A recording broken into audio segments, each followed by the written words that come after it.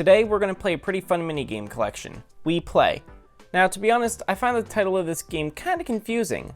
Wii Play. Well, it's a video game on the Wii, so naturally we're going to play it, but that doesn't actually tell us anything about the game. Now, probably the reason most people bought this game was because it came with a free Wii remote inside, and that's because this game was actually designed to help people learn to use the Wii remote. And before you say, oh, that's crazy, why do people need to learn how to use a controller? Think about when the Wii came out. Nintendo's previous console, the GameCube, had a pretty normal looking controller, but the Wii remote was just weird. It looks pretty similar to a television remote, but with a lot fewer buttons, so it was weird even for gamers back then. But we also have to consider the target audience of the Wii. Nintendo marketed the console as a fun device for everyone, not just kids or hardcore gamers. And a lot of these people probably had not played a video game before in their lives.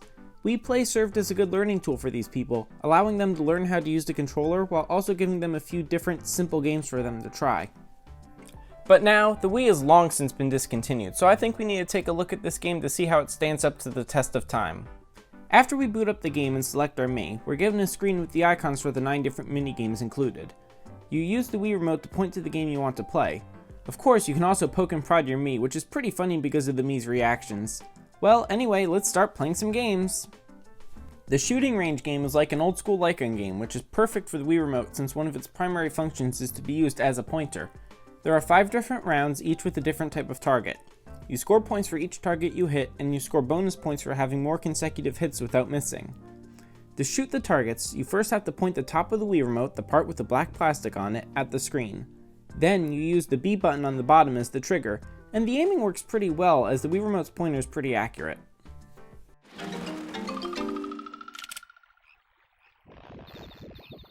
In the first round, balloons slowly rise up from the bottom of the screen and you need to shoot them. It isn't that hard as they're pretty big and move kind of slowly.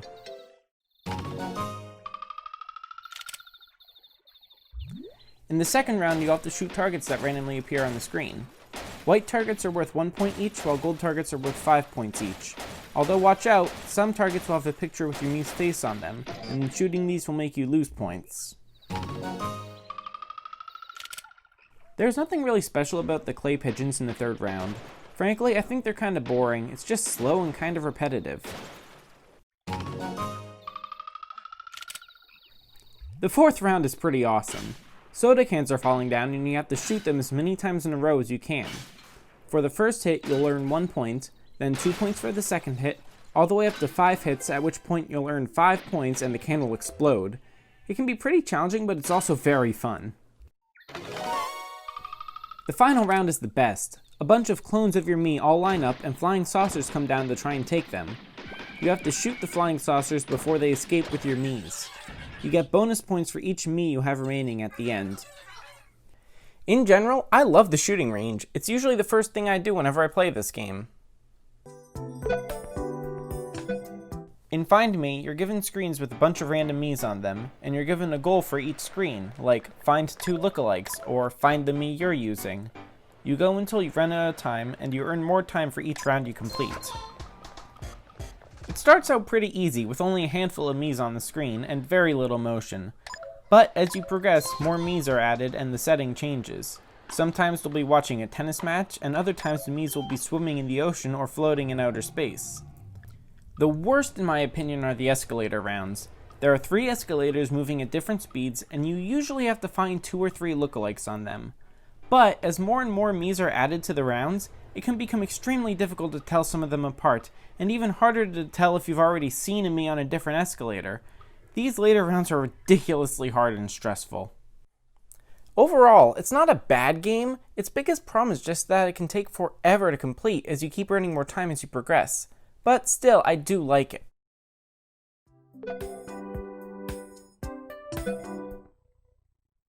Table tennis is pretty basic. It's just table tennis. You use the Wii remote to move your paddle, and you have to try to volley the ball as many times as possible. The game is over when you miss a single volley. It's actually pretty hard and takes a lot of concentration. If you make one mistake, you're done. Controlling the paddle actually works pretty well and feels pretty natural with the Wii remote. You just point the controller wherever you want the paddle to move to, which is good, so you only have to focus on the ball and you don't have to worry so much about the controller itself. My only issue with this game is that if you slightly misjudge where the ball is going, it's very easy to move too far and miss it completely. But overall, it's pretty fun and I enjoy it.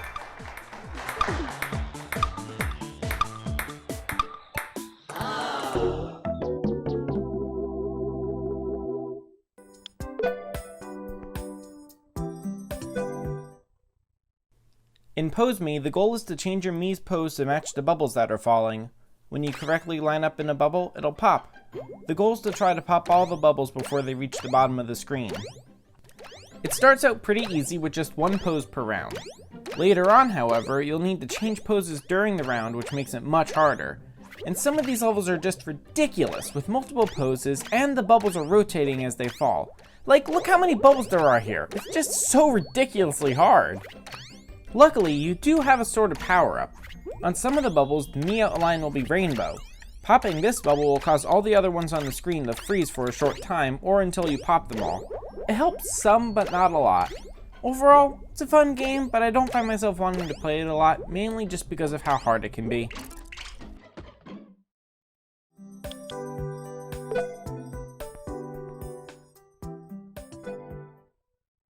This is the worst minigame in Wii Play. It's just terrible. First, it feels like the paddle doesn't really move where I want it to.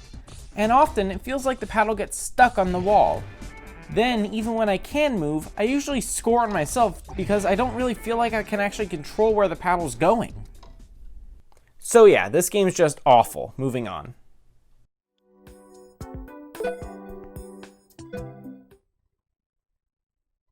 So, Billiards. There's not really a lot to say about this, it's just Billiards. It is pretty fun, and using the Wii Remote as a pool cue works pretty well. Although, like Pose Me, even though it is a little fun, I don't really ever find myself wanting to play it, so let's just move on.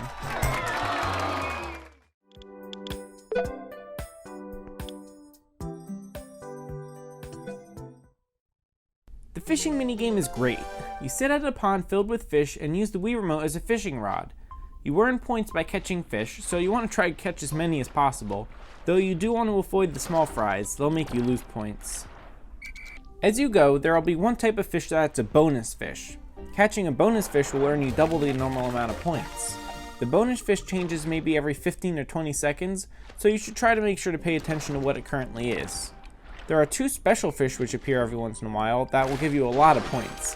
The mystery fish and the king of the pond. If these show up, you definitely want to try to catch them. Really, I love the fishing minigame. It's a lot of fun and it can be very relaxing.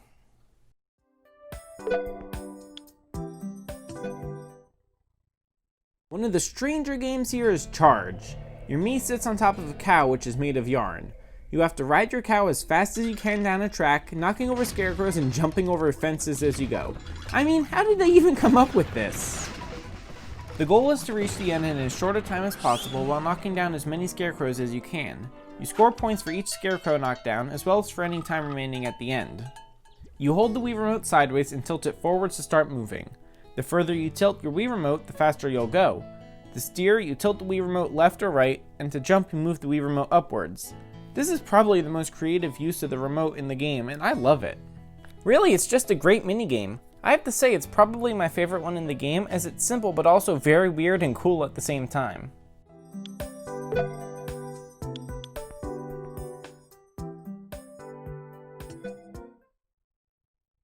Here we are, the last game, Tanks. Now this was clearly inspired by combat on the Atari 2600. You use the Wii Remote and optionally the nunchuck to move a tank around and destroy enemy tanks. You can shoot bullets or drop mines. At least using the nunchuck, the controls are pretty intuitive. You use the thumbstick to move, point with the Wii Remote to aim, press B to shoot, or press A to drop a mine. Each round gets progressively harder, with more enemy tanks and different varieties of enemies. Some enemies are stationary, while others will move around and try to shoot you. Some of the most annoying are the ones who shoot missiles. You can get pretty creative with how you want to kill the enemies. Your bullets bounce off the walls, so you can try to hit the enemies by bouncing off the wall, hitting them straight on, or you can plant a mine and try and shoot the mine to detonate when an enemy is close. Now, I've never been very good at tanks. Regardless, it is a lot of fun, and it has some great music to go along with it.